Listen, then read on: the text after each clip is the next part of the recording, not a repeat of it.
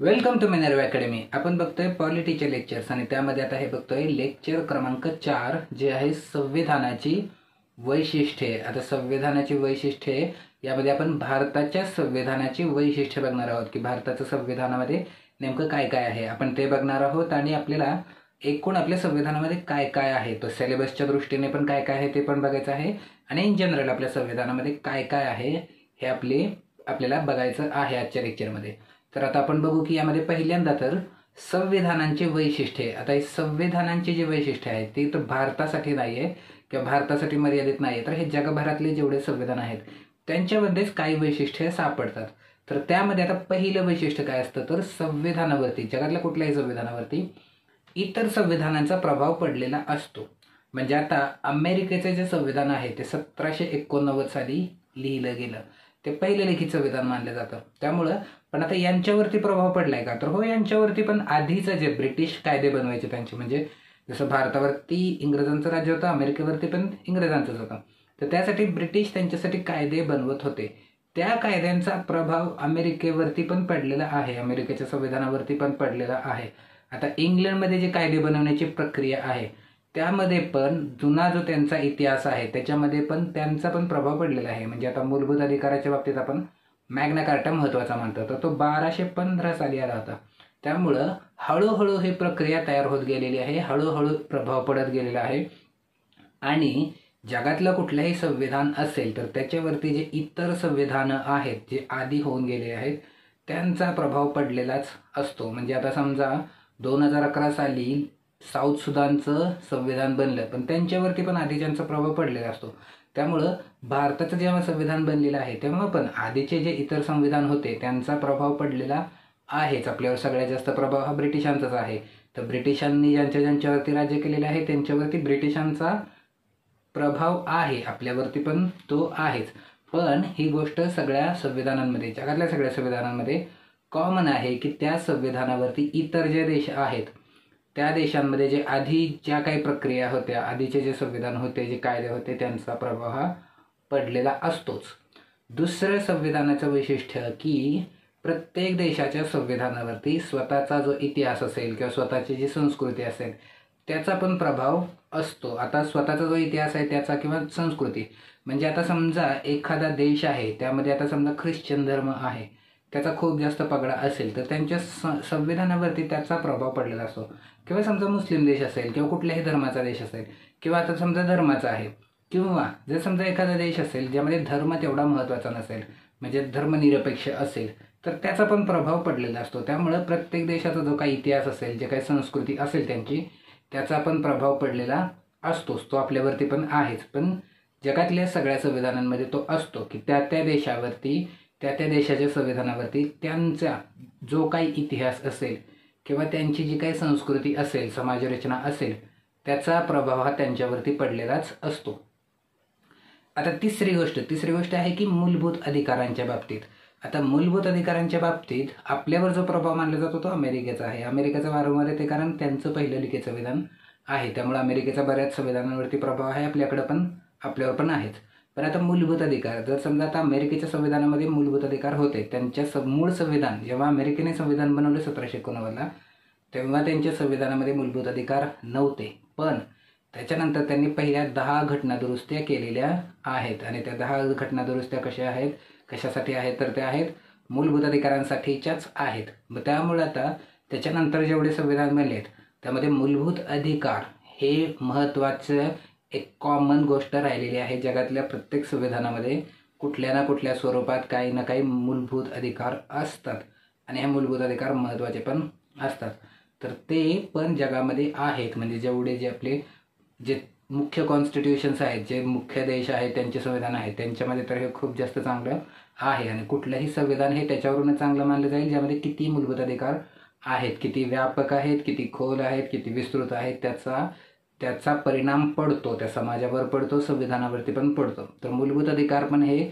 सगळ्यांचं एक महत्त्वाचं वैशिष्ट्य आहे। अमेरिकेच्या मूळ संविधानात नव्हते, पण त्यांनी 10 घटना दुरुस्त करून ते दिलेलं आहे। आता इंग्लंडमध्ये जे ब्रिटिशांचं जे संविधान आहे त्याच्यामध्ये कसं झालेलं आहे तर त्याच्यामध्ये आता हे मॅग्ना कार्टा जे होतं 1215 साली, तेव्हापासून हळूहळू हे मूलभूत अधिकार हळूहळू खूप स्लो प्रोसेस होते ब्रिटनमध्ये संविधान बनण्याची. त्यामुळे ब्रिटिशांचं जे संविधान आहे ते खूप हळूहळू तयार झालेलं आहे आणि त्यामुळे त्यांचं जे अधिकृत असं लिखित संविधान आहे ते नाही आहे त्यांच्याकडं. त्याचं कारण हे आहे की त्यांच्याकडची जी प्रक्रिया आहे म्हणजे एकूणच लोकशाही येण्याचीच प्रक्रिया, त्यानंतर कायदे बनण्याची प्रक्रिया आहे, मूलभूत अधिकारांची प्रक्रिया, ती त्यांच्याकडे जरा थोडीशी वेगळ्या प्रकारे झालेली आहे. पण बाकीचे जे देश आहेत त्यांच्यामध्ये हे मूलभूत अधिकार महत्त्वाचे आहेत. तर ते आपल्याकडं पण मूलभूत अधिकार आहेत आणि महत्त्वाचे आहेत. पण जगातल्या सगळ्या संविधानांमध्ये ही गोष्ट आहे. आणि आता त्यानंतर दुरुस्तीची प्रक्रिया. आता दुरुस्तीची प्रक्रिया म्हणजे संविधान दुरुस्त करण्याची जी प्रक्रिया आहे ही पण जगातल्या संविधानांमध्ये कॉमन गोष्ट आहे. आता संविधानामध्ये दुरुस्ती होऊ शकणं हे संविधान जिवंत असल्याचं लक्षण मानलं जातं. तर त्यामुळं संविधानामध्ये एक गोष्ट ही असते की संविधानामध्ये बदल करण्याचे अधिकार हे द्यावे लागतात. संविधानामध्ये दुरुस्ती करण्याचे अधिकार हे द्यावे लागतात. कारण जर संविधानामध्ये दुरुस्ती करण्याचे अधिकार नसतील आणि त्यातल्या काही तरतुदी समजा कालबाह्य झाल्या तर मग त्यावेळी ते संविधान टिकायची शक्यता कमी पण होते. त्यामुळे संविधान हे दुरुस्ती करण्याची प्रथा किंवा प्रक्रिया ही द्यावी लागते. आता ती काही देशांमध्ये जरा जास्त कठीण आहे, काही देशांमध्ये खूप सोपी आहे. जसं की आता ब्रिटिशांचं असं अधिकृत लिखित संविधान नाही, त्यामुळे त्यांच्याकडे ज्या दुरुस्ती होण्याची प्रक्रिया आहे त्या खूप सोप्या आहेत. आता अमेरिका आहे, अमेरिकेमध्ये त्यांचं संविधान बनले 1789ला. त्याच्यानंतर आजपर्यंत त्यांच्या 25च्या आसपासच दुरुस्त्या झालेल्या आहेत. त्यातल्या पण पहिल्या 10 या मूलभूत अधिकारांसाठी होत्या. त्यामुळे त्यांच्याकडे दुरुस्ती होण्याची जी प्रक्रिया आहे ती अत्यंत किचकट आणि कठीण आहे. पण त्याउलट आपल्याकडं काही घटना दुरुस्त्या करणं हे जरा थोडंसं सोपं आहे. काही घटना दुरुस्त्या करणं हे जरा थोडंसं कठीण करून ठेवलेलं आहे. म्हणजे आपल्याकडं काय आहे तर काही बाबतीत त्या आहेत त्या ताठर आहेत की सहजासहजी करता येणार नाहीत. काही दुरुस्त्या मात्र लवचिक आहेत तर त्या करता येतील. तर आपल्याकडं मात्र ह्या तरतुदी आहेत की आपल्याकडं काही बाबतीत सोप्या आहेत, काही बाबतीत कठीण आहेत. पण जगभरातल्या संविधानांमध्ये हे दुरुस्त करण्याच्या प्रक्रिया आहेत आणि त्या द्याव्याच लागतात. जर त्या नसतील तर संविधान मग जरा कठीण होतं. कारण काही गोष्टी या कालबाह्य होणार असतातच. तेव्हा संविधान हे जिवंत असण्याचं लक्षण म्हणून संविधान दुरुस्त करण्याची प्रक्रिया ही जगातल्या सगळ्या संविधानांमध्ये सापडते. आता हे झालं की आपण सगळ्या संविधानांची वैशिष्ट्ये बघितली. आता आपण भारताच्या संविधानाची वैशिष्ट्ये बघू. आता भारताच्या संविधानाची वैशिष्ट्ये आपल्याला बघायची आहेत. आता पहिलं तर आपण काय म्हणतो की भारत ही संघराज्य शासन पद्धती आहे आणि आपली जी लोकशाही आहे ती संसदीय लोकशाही आहे. आता हे राज्य शासन पद्धती म्हणजे काय आणि संसदीय लोकशाही म्हणजे काय हे आपण बघू.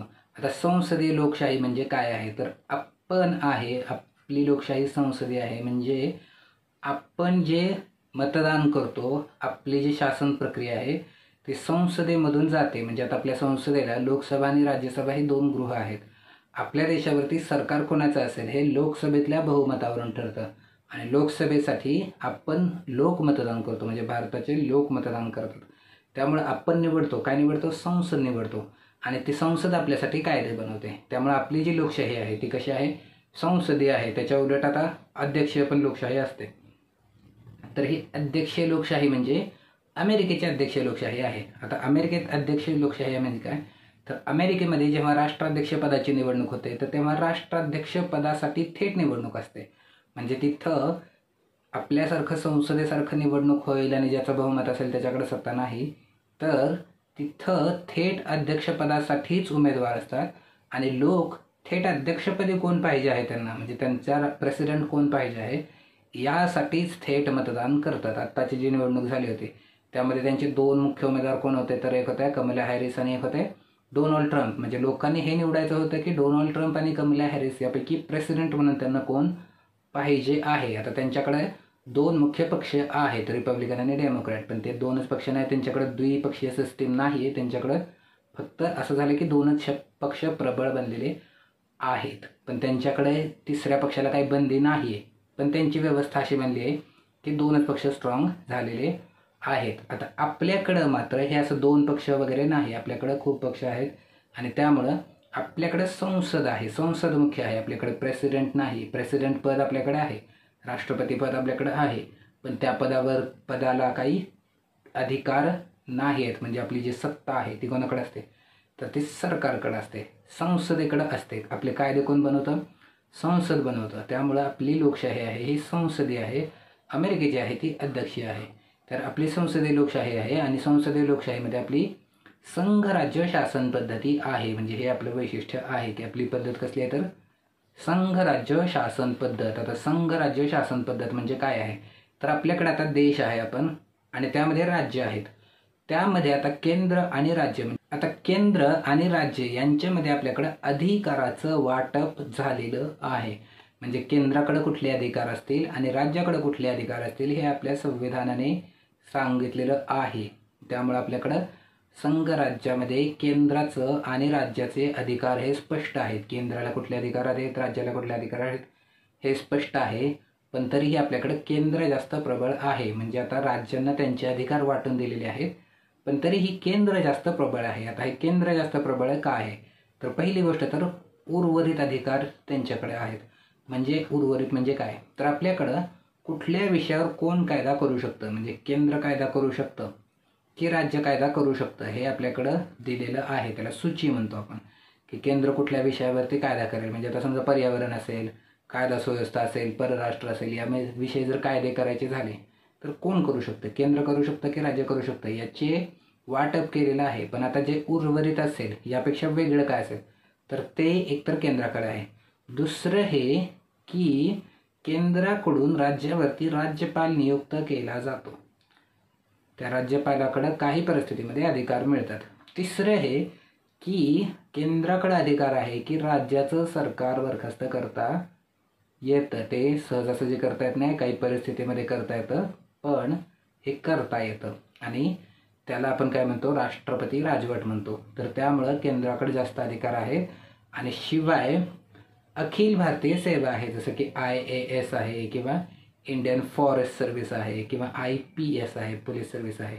तर ह्या पण सेवा आहेत. त्यामुळं केंद्राच्याकडे जास्त अधिकार दिलेले आहेत. म्हणजे आपले संघराज्य शासन पद्धती आहे ज्यामध्ये आपलं केंद्र जास्त शक्तिशाली आहे आणि त्यामुळे आपण काय म्हणतो की हा एकात्मिकेकडे कल आहे. एकात्मिक होणं म्हणजे आपल्याकडं युनिटरी म्हणतो याला. तर तो आपल्याकडं कल आहे की आपण देश आहोत, म्हणजे आपल्या संविधानानुसार आपण देश आहोत आणि देशामध्ये प्रशासन चालवण्याच्या दृष्टीने राज्य केलेली आहेत.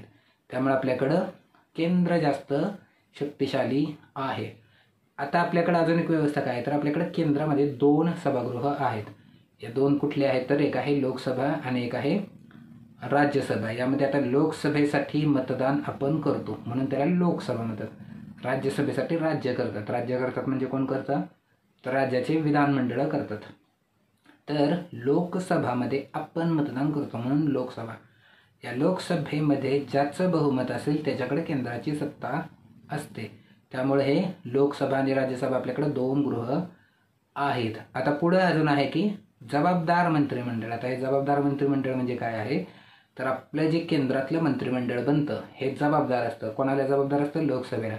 म्हणजे जोपर्यंत लोकसभेकडे बहुमत आहे किंवा लोकसभेचा त्यांच्यावरती विश्वास आहे असं म्हटलं जातं. म्हणजे जोपर्यंत त्यांचा लोकसभेचा त्यांना पाठिंबा आहे बहुमताचा तोपर्यंतच आपलं मंत्रिमंडळ काम करू शकतं. जर लोकसभेतून त्यांचं समर्थन गेलं म्हणजे बहुमत जर गेलं तर ते मंत्रिमंडळ बरखास्त होतं. त्यामुळे आपलं मंत्रिमंडळ हे बरखास्त होऊ शकतं. त्यामुळे त्याला जबाबदार मंत्रिमंडळ म्हटलं जातं. आता हे आपण जी अध्यक्षीय लोकशाही बघितली त्यामध्येही नसते. म्हणजे आता अमेरिकेमध्ये प्रेसिडेंटने जर समजा आता त्यांच्याकडं मंत्रिमंडळ म्हणजे सेक्रेटरी असतो. जसं आपल्याकडे समजा आता फॉरेन मिनिस्टर आहे त्यांच्याकडे फॉरेन सेक्रेटरी असतो. तर आता त्या फॉरेन सेक्रेटरीला कुठल्याही तिथल्या अमेरिकेच्या कुठल्याही सभागृहाचं सदस्य असण्याची गरज नसते आणि एकदा का पदावरती आलं तर त्यांना हटवता येत नाही. अमेरिकेमध्ये प्रेसिडेंटला हटवण्यासाठी महाभियोग लावावा लागतो, पण तो लावल्यानंतर तिथले जे उपराष्ट्रपती आहेत ते राष्ट्रपती होतात. पण 4 वर्षाची त्यांची टर्म आहे ती पूर्णच होते. तर ती आपल्याकडे तसं नाही आहे. मात्र आपल्याकडे जर समजा लोकसभेतून बहुमत गेलं म्हणजे लोकसभेचा अविश्वास आहे असं जर सिद्ध झालं तर मंत्रिमंडळ बरखास्त होतं. मग अशा वेळी जर समजा लोकसभेतून सरकार बनू शकलं नाही तर तेव्हा पुन्हा निवडणुका होतात. अमेरिकेमध्ये किंवा अध्यक्षीय लोकशाहीमध्ये असं नसतं. आपल्याकडचं मंत्रिमंडळ हे त्यामुळे जबाबदार आहे. त्यांना प्रश्न विचारले जातील आणि ते सभागृहामध्ये त्यांना उत्तरं द्यावी लागतात. त्यानंतर पुढचं आपले न्यायपालिका, कार्यपालिका आणि कार्यकारी मंडळ यांचे स्वातंत्र्य. आता आपली न्यायपालिका म्हणजे आपली ज्युडिशियल सिस्टीम, ज्यामध्ये आता काय काय आहे तर सर्वोच्च न्यायालय, उच्च न्यायालय आणि इतर न्यायालय पण आहेत. त्यानंतर आपली कार्यपालिका. कार्यपालिका म्हणजे सरकार आणि सरकारची वेगळे वेगळे अंग असलेले. आणि तिसरं काय असतं, कायदेकारी मंडळ. कायदेकारी मंडळ म्हणजे आपल्यासाठी कायदे बनवणारे मंडळ. आता हे केंद्राच्या पातळीवरती आपल्याकडे कोण आहे तर संसद आहे. संसद आपल्यासाठी कायदे बनवते. तर या तिघांचे हे वाटप केलेलं आहे, अधिकारांचं वाटप केलेलं आहे. त्यामुळे लोकशाहीचं एक मुख्य तत्व मानलं जातं ते म्हणजे सेपरेशन ऑफ पॉवर असं म्हणतो त्याला. तर सत्तेचे विभाजन असं म्हणतात त्याला. तर ते आपल्याकडे केलेलं आहे. आपल्याकडे न्यायपालिका, कार्यपालिका आणि कायदेकारी मंडळ यांचं स्वतंत्र अस्तित्व आहे आणि त्यामध्ये अधिकार कक्षा स्पष्ट केलेल्या आहेत आणि यातली कुठलीही संस्था दुसऱ्या संस्थेच्या अधिकारांवरती अतिक्रमण करू शकत नाही. तर हे आपल्याकडं संघराज्य शासन पद्धतीचे आपल्या वैशिष्ट्य आहेत. आता त्यानंतर आता आपलं दुसरं वैशिष्ट्य काय आहे तर विस्तृत मूलभूत अधिकार. आता मूलभूत अधिकारांच्या बाबतीत आपण बघितलं की मूलभूत अधिकारांमध्ये जितके चांगले मूलभूत अधिकार असतील तितकं ते चांगलं संविधान मानलं जातं. भारताच्या बाबतीत जे मूलभूत अधिकार आहे ते भारताचे मूलभूत अधिकार म्हणजे आपल्या संविधानाने दिलेले मूलभूत अधिकार हे खूप महत्त्वाचे आहेत आणि ते खूप विस्तृत आहेत आणि खूप व्यापक आहेत. म्हणजे मूलभूत अधिकारांच्या बाबतीत भारताचं संविधान हे जगातल्या सर्वोत्तम संविधानांपैकी एक मानलं जातं, कारण आपल्याकडे मूलभूत अधिकार खूप व्यापक दिलेले आहेत. आपल्याकडे एकूण 6 प्रकारचे मूलभूत अधिकार आहेत. त्यामध्ये पहिला मूलभूत अधिकार आहे तो म्हणजे समानता. दुसऱ्या प्रकारचा, आणि हे प्रकार आहेत, हे मूलभूत अधिकार नाहीत. आपल्याला 6 मूलभूत अधिकार नाहीत, 6 प्रकारचे मूलभूत अधिकार आहेत. तर त्यामध्ये पहिला प्रकार आहे समानता, दुसरा प्रकार आहे स्वातंत्र्य, तिसरा प्रकार आहे शोषणाविरुद्धचे मूलभूत अधिकार, चौथा प्रकार आहे ते म्हणजे धार्मिक मूलभूत अधिकार, धर्माच्या बाबतीतले असलेले, पाचवा प्रकार आहे ते म्हणजे अल्पसंख्याकांचे शैक्षणिक आणि सांस्कृतिक अधिकार, आणि 6वा ते म्हणजे घटनात्मक उपाययोजना. घटनात्मक उपाययोजना म्हणजे काय आहे तर आपल्याला जेव्हा मूलभूत अधिकार आपले हिरावून घेतले जातील तेव्हा त्याविरुद्ध आपल्याला न्यायालयात दाद मागता येणे हा पण आपला एक मूलभूत अधिकार आहे. तर आपल्याला हे 6 प्रकारचे मूलभूत अधिकार आहेत आणि मूलभूत अधिकारांच्या बाबतीत भारतीय संविधान हे खूप विस्तृत आणि व्यापक असे मूलभूत अधिकार दिलेले आहेत. तर आपल्याला 6 प्रकारचे मूलभूत अधिकार आपल्या संविधानाने दिलेले आहेत. त्यामुळे मूलभूत अधिकार आपले एक वैशिष्ट्य आहे. ते जगभरातल्या संविधानांमध्ये भारताचे मूलभूत अधिकार हे खूप चांगले मानले जातात. त्यानंतर आता पुढची पद्धत म्हणजे संविधान दुरुस्ती. आपलं पुढचं वैशिष्ट्य आहे संविधान दुरुस्तीची पद्धत. आता आपल्याला संविधान दुरुस्त करण्यासाठी काही बाबतीत आहे ते जरा थोडेसे कठीण केलेले आहेत, कारण मूलभूत अधिकारांचा किंवा समजा इतर काही महत्त्वाचे समजा तरतुदी असतील तर त्या सहजासहजी घटना दुरुस्ती करता येऊ नये यासाठी त्या जरा कठीण ठेवलेल्या आहेत आणि काही आहेत त्या जरा जास्तच कठीण ठेवलेल्या आहेत. मग तिथं राज्यांची पण परवानगी असावी लागते, अर्ध्यापेक्षा जास्त राज्यांची परवानगी असावी लागते. मग ते ज्या दुरुस्त्यांचा परिणाम हा संपूर्ण देशावरती होईल अशा वेळी ते जरा जास्त कठीण ठेवलेलं आहे. म्हणजे आपल्याला संविधान दुरुस्तीची एकच पद्धत दिलेली नाही, तर ते कुठल्या भागामध्ये दुरुस्ती केली जात आहे त्याच्यावरून ते जरा थोडंसं कठीण किंवा जास्त कठीण ठेवलेलं आहे. त्यामुळे आपले संविधान दुरुस्ती काही बाबतीत लवचिक आहे, काही बाबतीत ताठर आहे, की काही बाबतीत सहजासहजी म्हणजे एकदमच सहजासहजी नाही पण दुरुस्ती करता येऊ शकते, आणि काही बाबतीत मग ती खूप कठीण केलेली आहे. तर ते ज्या भागामध्ये ज्या प्रकारची दुरुस्ती असेल त्यावरती ते अवलंबून आहे. त्यामुळे ते पण आपल्या संविधानाचं वैशिष्ट्य आहे की संविधानामध्ये दुरुस्त करण्यासाठीची एक व्यवस्थित अशी प्रक्रिया दिलेली आहे. त्याच्यानंतर आता आपलं पुढचं वैशिष्ट्य काय आहे तर भारताचं संविधान हे जगातील सगळ्यात मोठं लिखित संविधान आहे. आणि एकदम सुरुवातीला म्हणजे जेव्हा आपले संविधान बनलं तेव्हा आपल्या संविधानामध्ये 395 कलमं होती जी 22 भागात विभागलेली होती आणि 8 परिशिष्ट, म्हणजे आपल्याला एकूण काय होतं 22 भाग होते आणि 8 परिशिष्ट होती. आज त्या संविधानामध्ये आपल्याला 25 भाग आहेत आणि 12 परिशिष्ट आहेत.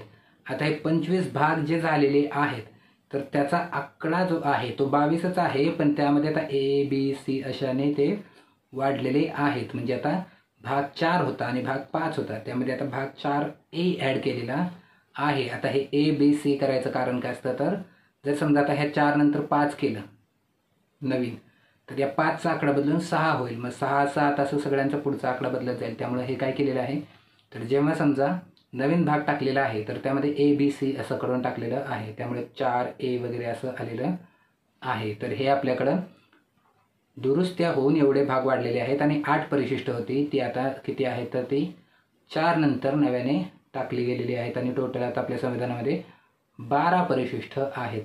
तर आपल्या जगातलं सगळ्यात मोठं संविधान आहे. आता हे जगातलं सगळ्यात मोठं संविधान व्हायचं कारण काय आहे, तर आता आपल्याकडं खूप वेगळ्या वेगळ्या प्रकारची विविधता आहे आणि त्यामुळं काही बाबतीत आपल्याला खूप स्पष्टता दिलेली आहे. ती स्पष्टता देण्यासाठी मग हे आपलं संविधान मोठं झालेलं आहे. आता अजून एक गोष्ट ही पण असते की काही गोष्टी आहेत हे त्या देशाच्या संविधानाने त्यांच्या प्रथा आणि परंपरांवर सोडून दिलेल्या असतात. भारताने मात्र, भारताच्या संविधान सभेने मात्र त्या गोष्टीही संविधानामध्ये आणलेल्या आहेत. त्यामुळे आपल्याकडं संविधानामध्ये सगळ्याच बाबतीत तरतुदी दिलेल्या आहेत. प्रशासनाच्या बाबतीत पण तरतुदी दिलेल्या आहेत, अर्थव्यवस्थेच्या बाबतीतल्या पण तरतुदी दिलेल्या आहेत. तर आपलं हे त्यामुळं आपलं संविधान जे आहे ते सगळ्यात मोठं संविधान झालेलं आहे. त्यानंतर आता महत्त्वाचा टॉपिक आहे तो म्हणजे इतर संविधानांचा प्रभाव. आता आपण बघितलं की संविधानावरती इतर देशांचा किंवा त्याच्या आधी बनलेल्या इतर संविधानांचा प्रभाव हा पडतच असतो, तो आपल्यावरती पण पडलेला आहेच. आता भारताच्या संविधानावरती सर्वात जास्त प्रभाव जो पडलेला आहे तो पडलेला आहे 1935चा भारत सरकारचा कायदा. आता या कायद्यामध्ये पण डॉक्टर बाबासाहेब आंबेडकरांनी काम केलेलं आहे आणि त्यांनीच असं सांगितलं आहे संविधान सभेमध्ये की जेवढ्या शक्य होत्या तेवढ्या संविधानांचा अभ्यास केलेला आहे आणि त्यामुळं जगातल्या इतर बऱ्याच देशांच्या संविधानाच्या तरतुदींचा पण अभ्यास केलेला आहे. त्यामुळं आपल्या संविधानावरती तसा त्या देशांचा प्रभाव पडलेला आहे. आता हा अभ्यास करणं गरजेचं पण असतं, कारण बऱ्याच तरतुदी अशा असतात ज्या एखाद्या देशाने करून बघितलेल्या असतात आणि त्या पुढे जाऊन त्यांना कळलेलं असतं की त्या तरतुदी चांगल्या नाहीत किंवा त्या तरतुदी या प्रॅक्टिकल नाहीत. मग तेव्हा त्यांनी त्या बदललेल्या असतात. आता त्यांची चूक आपण पुन्हा करावी याला काही अर्थ नाही. त्यामुळं आपल्याकडे एक म्हण आहे की पुढच्याच ठेच मागचा शहाणा. मग ज्यांनी आधी समजा ठेच लागून घेतलेली आहे त्यांना त्या देशांच्या संविधानानं कळलेले आहेत की या तरतुदी केल्या नाहीत पाहिजे किंवा कुठल्या तरतुदी जास्त चांगल्या आहेत, तर त्याचा अभ्यास आपण करायचा असतो. त्यामुळे तो केलेला आहे. तो डॉक्टर बाबासाहेब आंबेडकरांनी सांगितल्याप्रमाणे जेवढ्या घटनांचा अभ्यास करणं शक्य होतं तेवढ्या घटनांचा अभ्यास केलेला आहे. तर त्यामुळं आपल्या संविधानावरती इतर बऱ्याच देशांच्या संविधानांचा प्रभाव पडलेला आहे. तर आता आपण एक चार्ट बघू ज्यामध्ये आपण हे बघू की कुठल्या देशाचा आपल्यावरती कुठल्या तरतुदींसाठी प्रभाव पडलेला आहे. तर आता आपण बघू एक चार्ट. आता आपण हे बघितलं की 1935च्या भारत सरकारच्या कायद्याचा आपल्यावर सगळ्यात जास्त प्रभाव पडलेला आहे. आता या 1935च्या कायद्यातून आपल्याकडे काय आलं, तर आपली संघ राज्य शासन पद्धती आली आणि लोकसेवा आयोगाची तरतूद पण 1935च्या कायद्यात होती. त्यानंतर आता अमेरिकेच्या बाबतीत काय काय झालं, तर अमेरिका ही पहिल्या रेखेत संविधान आहे. त्यामुळं जगातल्या बऱ्याच देशांवरती यांचा प्रभाव आहेच. तर अमेरिकेच्या बाबतीत आता मूलभूत हक्क आपल्यावरती अमेरिकेचा प्रभाव आहे. आपल्यावरती म्हणजे जगातल्या जवळपास सगळ्या संविधानांवरती, कारण अमेरिकेच्या संविधानामध्ये पण मूलभूत अधिकार आहेत. आता अमेरिकेने जेव्हा मूळ संविधान बनवलं होतं त्यामध्ये ते नव्हते, पण नंतर त्यांनी 10 घटना दुरुस्ती त्यासाठी केलेल्या आहेत. त्यामध्ये या मूलभूत अधिकार दिलेले आहेत. दुसरं त्यांच्याकडून घेतलेलं तत्व ते म्हणजे न्यायिक पुनर्विलोकन.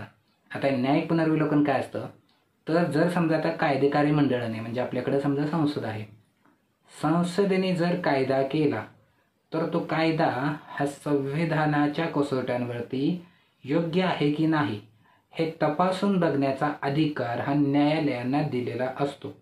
न्यायालय हे तपासू शकतात की जो कायदा बनवलेला आहे तो संविधानाला धरून आहे की नाही, आणि जर तो नसेल तर तो कायदा न्यायालय रद्द करतात. याला आपण म्हणतो न्यायिक पुनर्विलोकन. पुनर्विलोकन म्हणजे रिव्ह्यू. मग न्यायालय काय करतात, रिव्ह्यू करतात. काय रिव्ह्यू करतात, की कायदा संविधानाला धरून आहे की नाही. आता भारताच्या बाबतीत हे कसं होतं, तर फंडामेंटल राईट्सच्या मूलभूत अधिकारांच्या विरोधात जाणारा कायदा जर असेल तर सर्वोच्च न्यायालय ते कायदा रद्द करतात. आता त्याला काही थोडेसे अपवाद बनलेले आहेत, ते आपण मूलभूत अधिकार या लेक्चरमध्ये बघू. पण आपल्याकडे ज्युडिशियल रिव्ह्यू किंवा न्यायिक पुनर्विलोकन हे आहे. न्यायालय त्याचं पुन्हा एकदा अवलोकन करतं, त्यामुळे त्याला आपण न्यायिक पुनर्विलोकन असं म्हणतो. तर ती पद्धत पण अमेरिकेची आहे. आणि आता तिसरी पद्धत, राष्ट्रपतींवरती महाभियोग लागण्याची जी प्रक्रिया आहे ती पण आपण अमेरिकेकडून घेतलेली आहे. आता अमेरिकेच्या राष्ट्रपती आणि आपल्या राष्ट्रपतीमध्ये मात्र खूप फरक आहे. अमेरिकेचे राष्ट्रपती आहेत त्यांच्याकडे ॲक्च्युअल पॉवर आहे, त्यांच्याकडे सत्ता आहे. आपल्याकडे तशी सत्ता ही मंत्रिमंडळाकडे असते. अमेरिकेकडे ती प्रेसिडेंटकडे आहे, आपल्याकडे पंतप्रधानांकडे आहे. पण आपल्याकडे राष्ट्रपती पद आहे, त्या पदाकडे मात्र स्वतःची अशी कुठलीही सत्ता नाही आहे किंवा त्या पदाकडे कुठलेही स्वतःचे असे अधिकार नाही. त्यामुळे आपलं जे राष्ट्रपती पद आहे हे ब्रिटनच्या राजा किंवा राणीसारखं आहे, ते नामधारी प्रमुख आहे. पण अमेरिकेचे राष्ट्रपती आहेत ते मात्र सत्ता त्यांच्याकडं आहे. त्यामुळे त्यांचं आणि आपलं राष्ट्रपती पद हे खूप वेगळं आहे. त्यांचा आणि आपला ज्युडिशियल रिव्ह्यू पण खूप वेगळा आहे. पण आपल्याकडे ही ज्युडिशियल रिव्ह्यूची जी तरतूद आहे, न्यायिक पुनर्विलोकनाची जी तरतूद आहे त्याचा प्रभाव आपला अमेरिकेचा आहे. त्यानंतर आता तिसरं काय आहे ते म्हणजे वायमर रिपब्लिक. आता हे वायमर रिपब्लिक म्हणजे जर्मनीचं होतं, जे पहिलं विश्वयुद्ध झाल्यानंतर हिटलरने सत्ता ताब्यात घेईपर्यंत हे वायमर रिपब्लिक होतं. तर हे यांच्याकडून आपल्याकडे कुठली तरतूद आलेली आहे तर आणीबाणी लागण्याची जी तरतूद आहे ती आपली यांच्याकडून प्रेरणा घेतलेली आहे. आता ही आणीबाणीची तरतूद कशासाठी असते तर जेव्हा समजा आपला सामान्य काळ असेल, नॉर्मल टाईम असेल, तेव्हा नॉर्मल कायदे असतात. पण जेव्हा परिस्थिती बिघडेल तेव्हा काही जास्तीचे अधिकार असावे लागतात. मग ते मिळण्यासाठी ही आणीबाणीची तरतूद ही वायमर रिपब्लिकमध्ये जे वायमर संविधान होतं त्यांच्याकडं होती. त्यांच्याच प्रभावावरून आपण पण ही आणीबाणीची तरतूद घेतलेली आहे. त्याच्यानंतर आता पुढचं आहे की फ्रान्सकडून आपण काय घेतले तर फ्रेंच राज्यक्रांतीने जगाला एक देण दिली, ती म्हणजे लिबर्टी, इक्वॅलिटी, फ्रॅटर्निटी, स्वातंत्र्य, समता, बंधुता.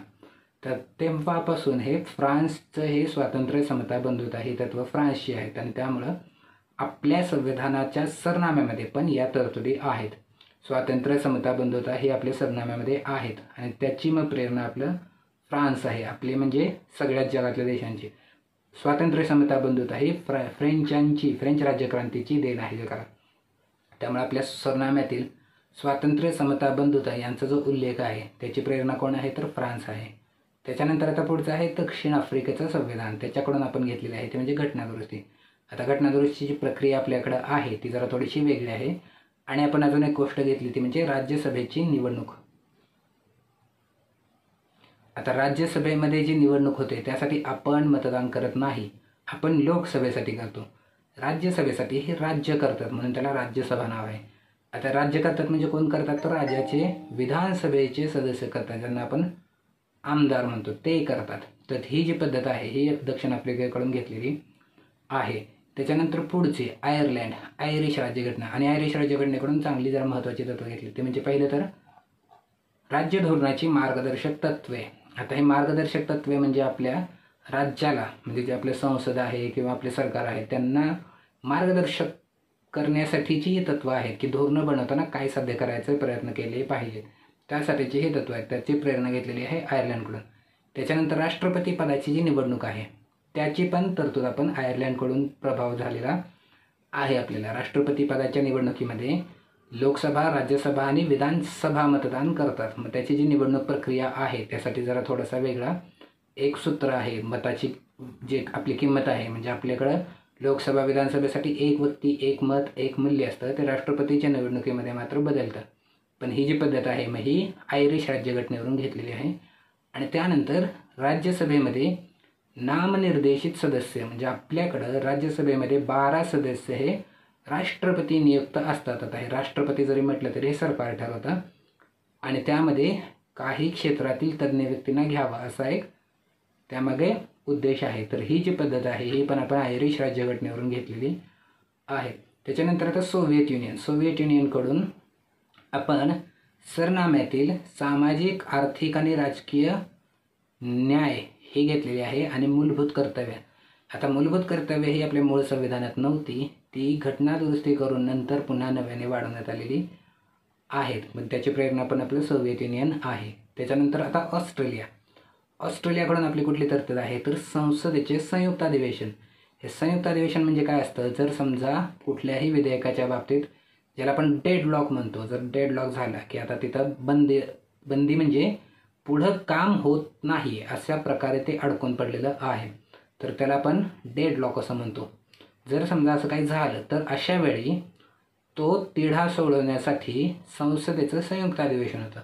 संयुक्त अधिवेशनात काय होतं तर लोकसभेचे सदस्य आणि राज्यसभेचे सदस्य हे एकत्र बसतात आणि एकत्र त्यावरती मतदान करतात आणि त्यावरून ते बहुमत आहे किंवा नाही हे सिद्ध होतं आणि त्यावरून ते बहुमतानुसार ते जे विधेयक आहे ते मान्य होईल किंवा असंमत होईल, काहीतरी होईल ते, आणि मग तो तिढा सुटेल त्यावरून. तर जर असं काही झालं तर अशा वेळी मग हे संयुक्त अधिवेशन घेण्याची जी तरतूद आहे, ज्यामध्ये लोकसभा आणि राज्यसभेचे सदस्य आपले एकत्र बसून त्यावरती मतदान करतात. तर ही जी प्रक्रिया आहे आपली, हे आपण ऑस्ट्रेलियाकडून घेतलेली आहे. आणि त्याच्यानंतर आता कॅनडाकडून आपली तरतूद कुठली आहे तर शेषाधिकार आपल्याकडे केंद्राकडे आहे. ते शेषाधिकार आहे म्हणजे काय आहे तर आपल्याकडं कुठल्या विषयावरती कोण कायदा करू शकतं, म्हणजे आपल्याकडे केंद्र आणि राज्याकडं अधिकारांचं वाटप झालेलं आहे. केंद्र कुठल्या विषयावरती कायदे करू शकतील, राज्य कुठल्या विषयावरती कायदे करू शकतील हे आपल्या संविधानाने सांगितलेलं आहे. आणि समवर्ती सूची पण एक आहे ज्यावरती दोन्ही कायदे करू शकतात. मग यापेक्षा जर समजा आता काही वेगळं आलं तर मग ते केंद्राकडं असेल. आणि अजून एक पद्धती म्हणजे राज्यपाल नियुक्तीची जी पद्धत आहे ती कॅनडाकडून घेतलेली आहे. तर हे आपल्या संविधानावरती इतर देशांचा पडलेला प्रभाव आहे. आता आपण हा एक शेवटचा भाग बघू, जो आहे की आपण असं म्हटलं की आपल्या संविधानामध्ये एकूण 22 भाग होते. आता त्यामध्ये घटना दुरुस्ती करून आता ते 25 भाग झालेले आहेत, म्हणजे संख्या त्याची 22च आहे, पण 4A त्यानंतर हे ABC असं करत करत एकूण 25 झालेले आहेत. तर आपल्या संविधानामध्ये आता एकूण 25 भाग आहेत आणि 8 परिशिष्ट आपल्या मूळ संविधानात होती, ते आता घटना दुरुस्ती करून 12 परिशिष्ट झालेली आहेत. तर आता आपण हे बघू की जे 22 भाग आहेत ते त्या भागांमध्ये काय काय आहे याची एक बेसिक ओळख करून घेणार आहे आपण. आणि त्यानंतर जे 8 परिशिष्ट आहेत त्यांची पण आपण ओळख करून घेणार आहोत. म्हणजे आपण आता 22 भाग आणि त्या भागांमध्ये साधारण काय काय आहे याची एक इंट्रोडक्शन करणार आहोत. तर आता आपला पहिला भाग आहे संविधानामध्ये. आता हे भाग आहे, भाग म्हणजे कसं आहे तर आता समजा आपल्या पुस्तकामध्ये कसं धडा असतो की धडा पहिला, धडा दुसरा, धडा तिसरा, असं तसं आपल्या संविधानामध्ये हे 22 धडे आहेत असं आपण समजू की प्रत्येक धड्यामध्ये काही टॉपिक असतात. तसं मग हे प्रत्येक धड्यामध्ये काही आपण त्याला म्हणू की कलम आहेत. तर आता आपल्या 22 धडे आहेत तसे आपले 22 भाग आहेत. तर आता त्यामधला पहिला भाग 1 कशाचा आहे तर भाग 1 आहे संघराज्य आणि त्याचं क्षेत्र. आता हे पहिल्यांदा जर आपल्या समजा देशाचं संविधान आहे तर पहिल्यांदा आपल्याला हे स्पष्ट करावं लागेल की ह्या देश म्हणजे नेमकं काय काय आहे. तर हे स्पष्ट केलेलं आहे आपल्या भाग 1 मध्ये. आता भाग 1 मध्ये आपल्या देशाविषयीची कुठली कुठली माहिती आहे तर त्यामध्ये आता पहिलं तर आपल्या देशाचं नाव आहे की आपल्या देशाला 2 अधिकृत नावं आहेत, इंडिया आणि भारत, ही 2 आपली अधिकृत नावं आहेत. आता यामध्ये बऱ्याच वेळा आपल्या जरा थोडासा मराठी बोलणाऱ्यांचा हा गैरसमज होतो की आपलं मराठी नाव भारत आहे आणि इंग्लिश नाव इंडिया आहे, म्हणजे आपण मराठीमध्ये इंडिया शब्द वापरत नाही, आपण भारत शब्द वापरतो नेहमी. किंवा समजा आपल्याला जर एखादा पॅसेज दिला आणि त्याचं भाषांतर जरी करायला लावलं तर आपण इंडियाला आपोआप भारत करतो. तर इंडिया हे पण आपलं अधिकृत नाव आहे. आपल्याला काही असं मराठीतलं नाव भारत आणि इंग्लिशमधलं नाव इंडिया असं नाही. इंडिया पण आपलंच नाव आहे आणि भारत हे पण आपलंच नाव आहे. आणि ही 2च नावं आपल्या देशाची अधिकृत नावं आहेत. संविधानामध्ये ही 2च नावं आहेत. तर इंडिया पण आपलंच नाव आहे आणि भारत पण आपलंच नाव आहे. त्याच्यानंतर आपलं हे काय आहे तर ज्याला आपण शब्द काय वापरला आहे संविधानामध्ये तर युनियन ऑफ स्टेट्स हा शब्द वापरलेला आहे. त्याच्यावरून आपण संघराज्य आहोत हे आपल्याला स्पष्ट केलेलं आहे. आणि त्यामध्ये आता राज्य कुठली कुठली आहेत हे पण आपल्याला सांगितलेलं आहे. पण हे भाग 1 मध्ये सांगितलेलं नाही. भाग 1 मध्ये असं सांगितलं की ते परिशिष्ट 1 मध्ये आहेत. तर आपण परिशिष्ट 1 बघणार आहे तेव्हा ते आपण त्याच्याविषयी बघू. पण आता भाग 1 मध्ये आपलं काय काय आहे तर संघराज्य आणि त्याचं क्षेत्र आहे. आता त्यानंतर आहे भाग 2. आता आपला देश झाला की आपण कुठं आहे, कसं आहे, त्याचं नाव काय आहे हे झालं. आता भाग 2 म्हणजे काय तर दुसरा महत्त्वाचा घटक. आता देश झाला तर महत्त्वाचं काय असतं त्याच्यानंतर की देशाचे नागरिक. त्यामुळं भाग 2 काय आहे आपला नागरिकत्व आहे. आता या नागरिकत्वाच्या बाबतीत काय काय आपल्या संविधानामध्ये आहे तर पहिली तर गोष्ट आता आपलं संविधान बनलं 1950ला बनलेलं आहे. 1946ला बनणं सुरू झालं, 1950ला बनलेलं आहे 1950ला ॲक्च्युली लागू झालेलं आहे. 26 नोव्हेंबर 1949लाच ते बनून पूर्ण झालं होतं. त्यामुळे आपलं लागू 1950ला झालेलं आहे. पण आता तेव्हा म्हणजे भारतची फाळणी होताना 1947ला भारताची फाळणी होताना तेव्हाचे नागरिक कोण आणि आता पाकिस्तान निर्मिती झाल्यानंतर जे लोक पाकिस्तानात गेलेले आहेत त्यांचं नागरिकत्व आता त्यांना मिळालेलं नाही पाहिजे. पण बरेच लोक असे पण होते जे फाळणीनंतर भारतात आलेले आहेत, मग त्यांना नागरिकत्व मिळालं पाहिजे. मग यासाठीच्या ज्या तरतुदी आहेत म्हणजे संविधान लागू होण्याच्या ज्या वेळी आपलं नागरिकत्व कोणाला कसं दिलं जाईल याच्या ज्या तरतुदी आहेत त्या आहेत नागरिकत्वामध्ये. आणि नागरिकत्वाबाबतचे कायदे कोण करू शकतं. आता आपण पण देशाचे नागरिक आहोत, मग आपलं नागरिकत्व कसं आलं, मग हे संसद कायदे करू शकते वगैरे ह्या ज्या तरतुदी आहेत हे आहेत भाग 2 आपल्या नागरिकत्व. आता नागरिकत्व झालं, आता नागरिकांचं महत्त्वाचं असतं ते म्हणजे मूलभूत हक्क. त्यामुळे आपला भाग 3 आहे मूलभूत हक्क. आता मूलभूत हक्कांच्या बाबतीत आपल्याला की आपल्याला संविधानामध्ये आपल्या संविधानाचं हे एक वैशिष्ट्य आहे असं आपण बघितलं की मूलभूत हक्क आपले खूप विस्तृत आणि खूप व्यापक आहेत. तर आता हे आपल्याला एकूण 6 प्रकारचे हे मूलभूत अधिकार मिळालेले आहेत. ज्यामध्ये पहिला आहे तो समानतेचा हक्क. हे 6 प्रकारचे आहेत, 6 मूलभूत हक्क नाही आहेत, 6 प्रकारचे आहेत. त्यामध्ये पहिला समानतेचा हक्क आहे, दुसरा स्वातंत्र्याचा हक्क आहे, तिसरा शोषणाविरुद्धचा हक्क आहे, चौथा धर्म स्वातंत्र्याचा हक्क आहे, पाचवा सांस्कृतिक आणि शैक्षणिक जे की अल्पसंख्याकांचे आहेत, आणि 6वा आहे घटनात्मक उपाययोजना हक्क. आता हे काय असतं तर जेव्हा आपले मूलभूत हक्क आपल्याला मिळणार नाहीत तर त्याविरुद्ध न्यायालयात खटला करण्याचा पण हक्क आहे, तो पण मूलभूतच हक्क आहे. तर मूलभूत हक्क न मिळाल्यास त्याविरुद्ध खटला करता येणं हा पण मूलभूत हक्क आहे. तर असे आपल्याला एकूण 6 प्रकारचे मूलभूत हक्क आहेत जे आपल्याला संविधानाने दिलेले आहेत. आता त्याच्यानंतर भाग 4 आहे आपलं राज्य धोरणाची मार्गदर्शक तत्वे. आता हे राज्य धोरणाची मार्गदर्शक तत्व जे आहे हे कोणासाठीचे आणि काय आहेत. तर पहिले तर आहे की हे मार्गदर्शक लिहिलेलं आहे. मार्गदर्शक म्हणजे काय, आता गायडन्स म्हणतो आपण, तर इथं डायरेक्टिव्ह प्रिन्सिपल असा शब्द आहे की हे आहे मार्गदर्शन कोणासाठी, तर राज्याला मार्गदर्शन केलेलं आहे की धोरणं राबवताना काय साध्य करायचा प्रयत्न केला पाहिजे. म्हणजे राज्य, आता हे राज्य म्हणजे कोण आहे, तर राज्य म्हणजे सरकार, संसद वगैरे सगळंच आहे. तर त्यांनी नेमकं धोरणं बनवताना काय साध्य करण्याचा प्रयत्न केला पाहिजे, म्हणजे इथून पुढं कायदे बनवताना संविधान चालवताना काय केलं पाहिजे याचं हे मार्गदर्शन आहे. त्यानंतर आता भाग पुढचा आहे 4A. आता ए आहे याचा अर्थ हा नंतर घटना दुरुस्ती करून संविधानामध्ये टाकलेला आहे आणि तो आहे मूलभूत कर्तव्य. हा मूळ संविधानात नव्हता, हा 42व्या घटना दुरुस्तीने 1976 सालच्या हा संविधानात टाकलेला आहे. त्याने काय केलेलं आहे तर नागरिकांना जी त्यांची मूलभूत कर्तव्य आहेत ती कर्तव्य यामध्ये सांगितलेली आहेत. आता हे झाले भाग 4A. आता आपण बघू पुढचा भाग क्रमांक 5. आता भाग 5 आणि भाग 6 असं इथं एकत्र लिहिलेलं आहे.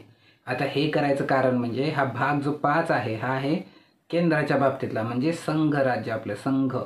तर संघ जे आहे आपलं ते म्हणजे आपलं जे केंद्र आहे, आणि भाग 6 आहे म्हणजे राज्य. आता राज्य म्हणजे इथं काय होईल तर आपलं महाराष्ट्र राज्य, कर्नाटक राज्य, गुजरात राज्य वगैरे. तर याविषयीच्या तरतुदी भाग 5 आणि भाग 6 मध्ये लिहिलेल्या आहेत. आणि इथं जरा थोड्याशा जास्त डिटेल्स लिहिलेल्या आहेत. त्या डिटेल्स यासाठी लिहिलेल्या आहेत की हे कम्पेअर करून आपल्याला चांगला अभ्यास करता येतो. याचा अभ्यास करताना पण हा असाच करायचा आहे. तर आता भाग 5 केंद्र आणि भाग 6 राज्य यामध्ये जर आता बघितलं तर आता इथं कार्यकारी यंत्रणा लिहिलेलं आहे आणि राज्यांमध्ये पण कार्यकारी यंत्रणा आहे. आता कार्यकारी यंत्रणेमध्ये राष्ट्रपती आणि उपराष्ट्रपती आहे. इकडं कोण आहे राज्याला, राज्यपाल आहे. त्यानंतर मंत्रिपरिषद आहे, मंत्रिपरिषद राज्याला पण आहे.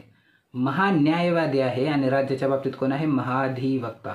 आता हे महान्यायवादी म्हणजे कोण असतं तर जेव्हा जेव्हा सरकारवरती कुठला खटला होईल तेव्हा सरकारची बाजू न्यायालयात कोण मांडतं तर केंद्राच्या सरकारचा बाजू मांडण्यासाठी असतो महान्यायवादी. आणि राज्याच्या विरोधात झालेले खटले म्हणजे राज्य सरकारच्या विरोधात झालेले खटले त्यामध्ये सरकारची बाजू मांडण्यासाठी असलेला वकील म्हणजे महाधिवक्ता. म्हणजे हे महान्यायवादी कोण आहे, सरकारचा वकील आहे. महान्यायवादी भारत सरकारचा वकील आहे आणि महाधिवक्ता महाराष्ट्र सरकारचा किंवा राज्याच्या सरकारचा वकील असतो. त्यांचं काम काय असतं, राज्य सरकारवरती झालेल्या केसेस सांभाळणं.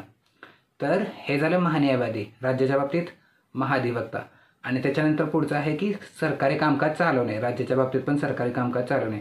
म्हणजे इथं बऱ्याच तरतुदी आपल्याला, बऱ्याच म्हणजे जवळपास सगळ्याच तरतुदी आपल्याला इथं समानच दिसत आहेत. मग अभ्यास करताना पण असं कम्पेअर करायचा आहे.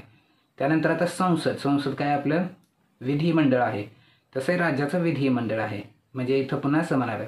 त्यानंतर आता इथं सर्वसाधारण, राज्याच्या बाबतीत पण सर्वसाधारण आहे, संसदेचे अधिकारी आहे, इकडं राज्य विधानमंडळाचे अधिकारी आहे, कामकाज चालवणे संसदेचं, इकडं राज्याचं कामकाज चालवणे.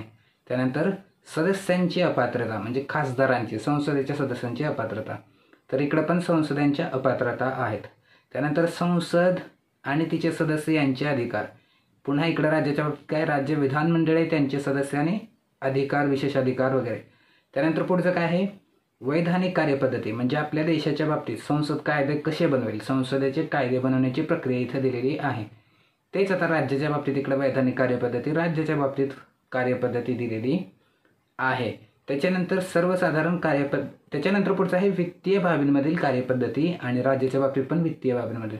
म्हणजे इथं काय आहे, दोन्हीमध्ये काय आहे तर बजेट आहे, जे केंद्र सरकारचं बजेट असतं ते, आणि राज्याचं बजेट असतं ते, त्यातल्या तरतुदी इथं दिलेल्या आहेत. त्याच्यानंतर पुढचं काय आहे तर राष्ट्रपतींचे वैधानिक अधिकार, आणि राज्याच्या बाबतीत काय आहे, राज्यपालांचे वैधानिक अधिकार. त्यानंतर पुढचं आहे की भाग 5 मध्ये काय आहे तर संघ न्याय यंत्रणा, इथं सर्वोच्च न्यायालयाच्या तरतुदी दिलेल्या आहेत. आणि इथं काय दिलेलं आहे, राज्यांमधील उच्च न्यायालये. आता एक गोष्ट ही लक्षात ठेवायची आहे की जरी समजा भाग 5 मध्ये सर्वोच्च न्यायालय दिलेलं असेल आणि भाग 6 मध्ये उच्च न्यायालय दिलेलं असेल, तरीही असं नाही आपल्याकडं की राज्याच्या बाबतीत उच्च न्यायालयाचाच निर्णय हा अंतिम असेल. आपल्याकडं राज्याच्या न्यायालयाच्या, म्हणजे उच्च न्यायालयाच्या कोणत्याही निर्णयाविरुद्ध सर्वोच्च न्यायालयात आपल्याला अपील करता येतं. आता अमेरिकेच्या मध्ये कशी तरतूद आहे तर अमेरिकेत जर समजा राज्याचा कायदा असेल तर त्यावरती तिथल्या राज्याने जर त्यांचं उच्च न्यायालय असेल, त्या उच्च न्यायालयाने दिलेला निर्णय हा अंतिम आहे. त्याच्याविरुद्ध त्यांच्याकडे जे त्यांच्या देशाचं न्यायालय आहे, म्हणजे त्याला फेडरल न्यायालय म्हणतात, ते त्याच्यात अपील करता येत नाही. आपल्याकडं मात्र राज्याचा जरी कायदा असेल तरीही उच्च न्यायालयाच्या निर्णयाविरुद्ध सर्वोच्च न्यायालयात अपील करता येतं. तर त्यामुळं आपली ही न्याय यंत्रणा केंद्राची वेगळी आणि राज्याची वेगळी असं नाही, आपली न्याय यंत्रणा ही एकच आहे. आणि त्यानंतर आता पुढचं काय आहे तर इथं भाग 5 मध्ये आहे भारताचा महानियंत्रक आणि महालेखापरीक्षक, याला आपण म्हणतो कॅग. आता कॅग राज्यामध्ये नाही आहे. का नाही आहे तर राज्यांना कॅग नसतो. कॅगचं काम काय असतं तर हिशोब तपासणीस असतो, म्हणजे हा देशाचा ऑडिटर आहे असं आपण म्हणू की हा देशांचे सगळे हिशोब तपासू शकतो. मग आता राज्यांचे हिशोब कोण तपासतं तर राज्यांचा हिशोब पण कॅगच तपासतात. त्यामुळं कॅग हा फक्त केंद्राचा नसतो तर कॅग हा देशाचा असतो, आणि त्यामुळं जो कॅग आपल्या केंद्राचे हिशोब तपासेल तोच कॅग सगळ्या राज्यांचे पण हिशोब तपासत असतो.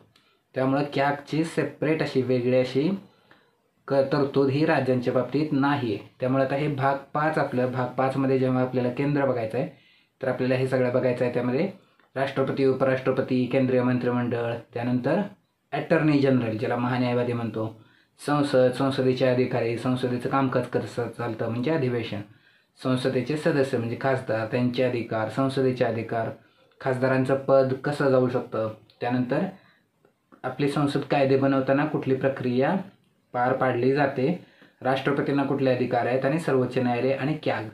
राज्यांच्या बाबतीत आपण तेच बघणार आहोत, फक्त राज्याच्या बाबतीत असतील की राज्यपाल, त्यानंतर राज्याचे मंत्रिमंडळ, महाधिवक्ता, त्यानंतर राज्याचं विधानमंडळ, मग त्यामध्ये कामकाज कसं चालवलं जाईल, सदस्य म्हणजे आता इथं काय म्हणणार आपण आमदार, तर आमदारांची अपात्रता, त्यानंतर त्यांचे अधिकार, त्यानंतर राज्यपालांचे अधिकार आणि उच्च न्यायालय. पण उच्च न्यायालय आणि सर्वोच्च न्यायालय हे एकच आहेत म्हणजे ती व्यवस्था एक आहे. आपल्याकडं असं उच्च न्यायालय आणि सर्वोच्च न्यायालय असं अमेरिकेसारखं वेगळं नाही आहे. उच्च न्यायालयाच्या निर्णयाविरुद्ध आपल्याला सर्वोच्च न्यायालयात अपील करता येतच असतं. अमेरिकेत मात्र तसं नाही. म्हणजे बऱ्याच देशांमध्ये अशा तरतुदी आहेत की राज्याचा कायदा असेल तर राज्याचा न्यायालयाचा निर्णय अंतिम, देशाचा कायदा असेल तर फेडरल कोर्टाचा अंतिम. असं आपल्याकडे मात्र कायदा कोणाचाही असेल तरी जर अंतिम बघायचं गेलं तर आपलं कोण आहे, सर्वोच्च न्यायालय आहे.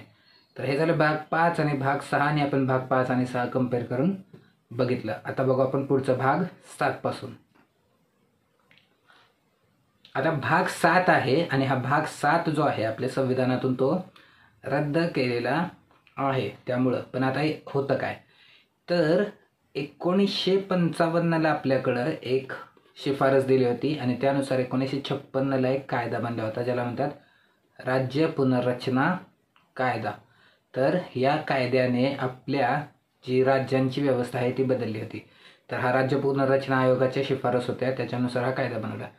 त्याच्या आधी म्हणजे 1956च्या आधी जे आपले राज्य होते त्यांचं वाटप हे वेगळ्या वेगळ्या प्रकारच्या राज्यांमध्ये होतं, ज्यामध्ये A, B, C आणि D अशी राज्यांची विभागणी होती. म्हणजे A प्रकारचे राज्य, B प्रकारचे राज्य, C प्रकारचे राज्य आणि D प्रकारचे. D मध्ये फक्त अंदमान निकोबारच होतं.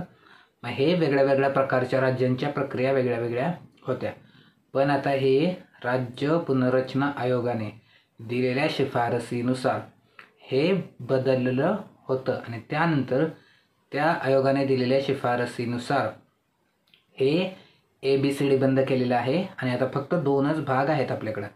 एक आहे राज्य आणि दुसरा आहे केंद्रशासित प्रदेश. त्यामुळे हा भाग 7मध्ये ह्या ज्या तरतुदी होत्या ABCD या राज्यांच्या विभागणीच्या त्या आता बंद झालेल्या आहेत. त्यामुळे भाग 7 हा रद्द झालेला आहे.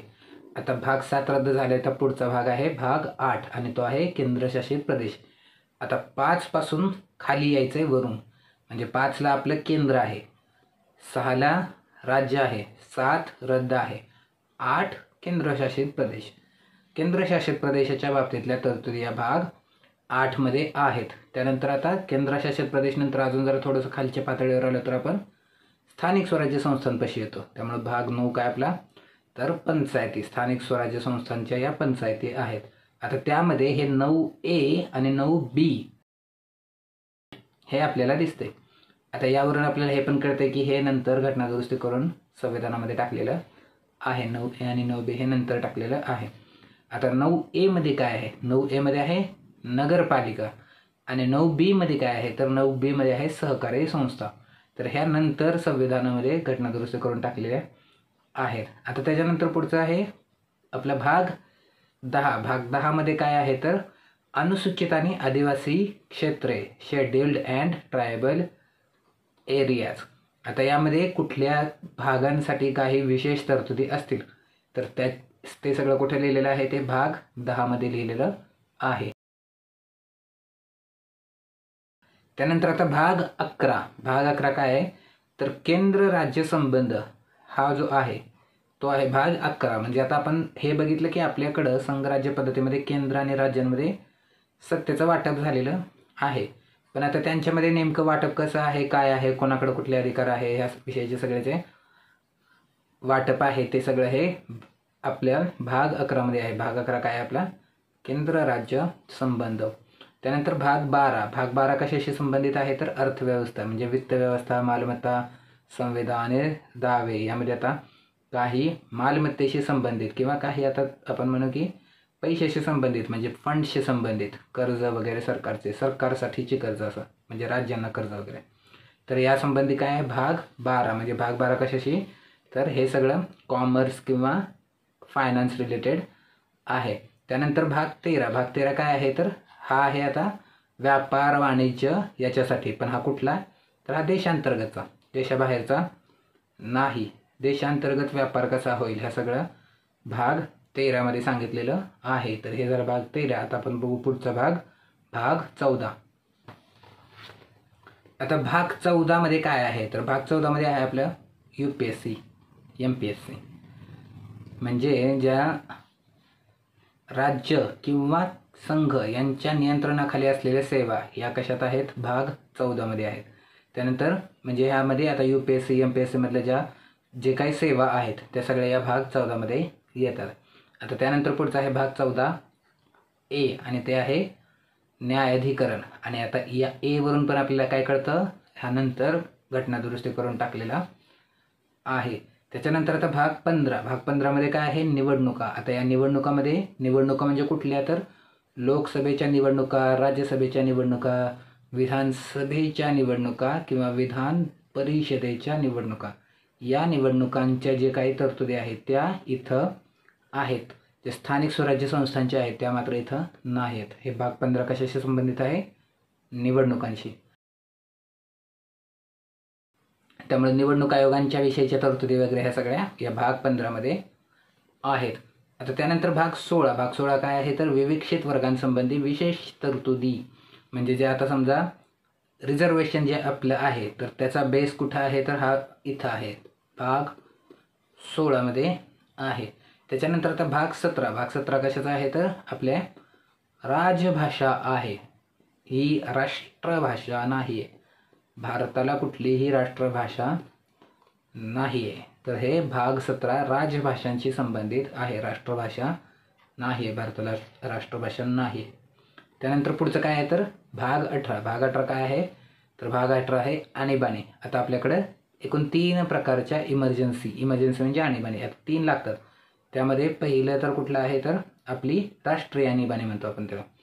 दुसरं काय आहे, दुसरं आहे आर्थिक आणीबाणी, ही अजून कधीही लागलेली नाही आहे.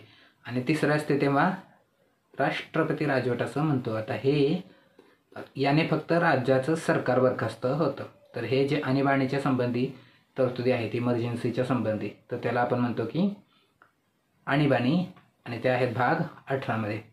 त्याच्यानंतर पुढचं काय आहे, तर संकीर्ण. म्हणजे आता यामध्ये काही अशा ज्या तरतुदी आहेत ज्या जरा थोड्याशा आपण काय म्हणू की उरले सुरले अशाच अर्थाने संकीर्ण वापरतो होतो, तर त्या भाग 19 मध्ये आहेत.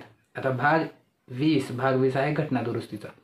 घटना दुरुस्तीचा एकच कलम आहे यामध्ये, कलम 368 आहे.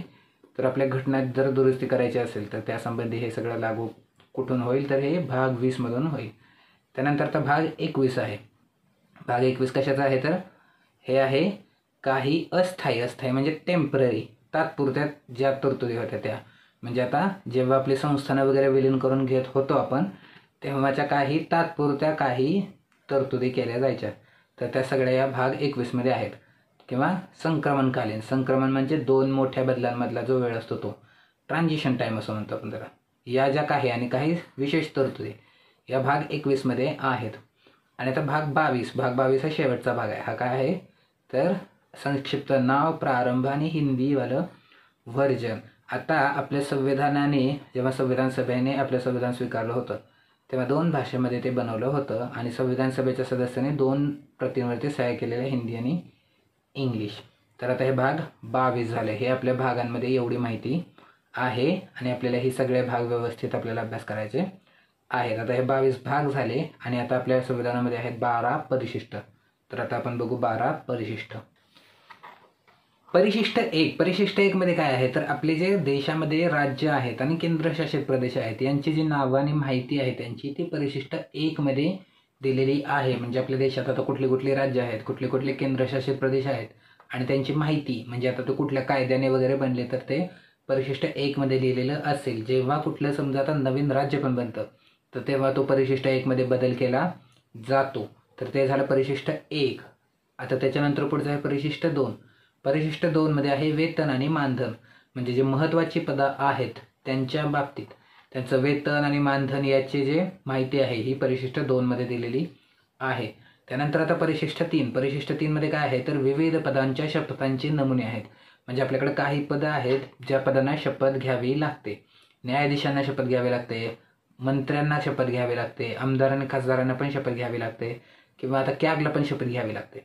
तर या ज्या शपथांचे नमुने आहेत हे परिशिष्ट 3 मध्ये दिलेले आहेत. त्यानंतर तर परिशिष्ट 4. परिशिष्ट 4 मध्ये काय आहे, तर राज्यसभेमध्ये कुठल्या राज्यातून किती सदस्य निवडून जातील याची जी माहिती आहे ती आहे परिशिष्ट 4 मध्ये. त्यानंतर आता पुढचं आहे परिशिष्ट 5. आणि आता त्याच्या पुढचं परिशिष्ट 6. हे 5 आणि 6 जरा थोडंसं एकत्र लक्षात राहायला सोपं जातं. हे काय आहे, तर हे आहे भारतामध्ये कुठले कुठले अनुसूचित क्षेत्र आहे, शेड्यूल्ड अँड ट्रायबल एरियाज आहेत, तर त्याची माहिती परिशिष्ट 5 आणि 6 मध्ये आहे. त्यामध्ये आता 6 मध्ये कुठले आहेत तर आसाम, मेघालय, त्रिपुरा आणि मिझोराम यामधले जे शेड्यूल्ड आणि ट्रायबल एरियाज आहेत, अनुसूचित क्षेत्र आणि आदिवासी क्षेत्र, याची माहिती परिशिष्ट 6 मध्ये आहे आणि ते सोडून जे इतर असतील त्याची माहिती परिशिष्ट 5 मध्ये आहे. त्यामुळे हे 5 आणि 6 एकत्रच लक्षात ठेवायला सोपं जातं. त्यानंतर तर परिशिष्ट 7. परिशिष्ट 7 मध्ये काय आहे तर त्याला म्हणतो आपण सूची. सूची म्हणजे काय आहे तर कुठल्या विषयावरती केंद्र कायदा करू शकतं, कुठल्या विषयावरती राज्य कायदा करू शकतं आणि कुठल्या विषयावरती केंद्र किंवा राज्य दोन्हीही कायदे करू शकतात याची जी माहिती आहे ही आहे परिशिष्ट 7 मध्ये. त्यानंतर पुढचं आहे परिशिष्ट 8. परिशिष्ट 8 मध्ये आहे भाषा. आपल्यामध्ये जेवढ्या भाषा आहेत 22 भाषांना आपल्याकडे अधिकृत दर्जा मिळालेला आहे. मग हे सगळं कुठं आहे तर परिशिष्ट 8 मध्ये आहे. त्यानंतर आता परिशिष्ट 9. परिशिष्ट 9 हे संविधानामध्ये, आता 9च्या पुढचे जेवढे आहेत सगळे हे घटना दुरुस्तीने करून टाकलेले आहेत. मूळ संविधानात 8च परिशिष्ट होते. तर आता त्यामध्ये हे जे 9 आहे हे 9 कशामुळे टाकलेलं आहे तर हे काही जमीन सुधारणा कायदे करायचे होते आणि त्यासाठी मग हे परिशिष्ट 9 आपल्या संविधानामध्ये टाकलेलं आहे. याचा उद्देश काय होता तर जमीन सुधारणांचे जे कायदे होते ते. आणि आता मूळ उद्देशाचा हा पण होता की हे न्यायिक पुनर्विलोकनापासून लांब ठेवण्याचे प्रयत्न होते, पण ते आता न्यायिक पुनर्विलोकनात परिशिष्ट 9 पण आलेलं आहे. पण मूळ उद्देश तो होता. काय होता तर जमिनीच्या बाबतीतले काही कायदे बदल करणे, म्हणजे जमिनीचं जे पुनर्वाटप आहे ते करण्यासाठीचे परिशिष्ट 9ची तरतूद केली होती.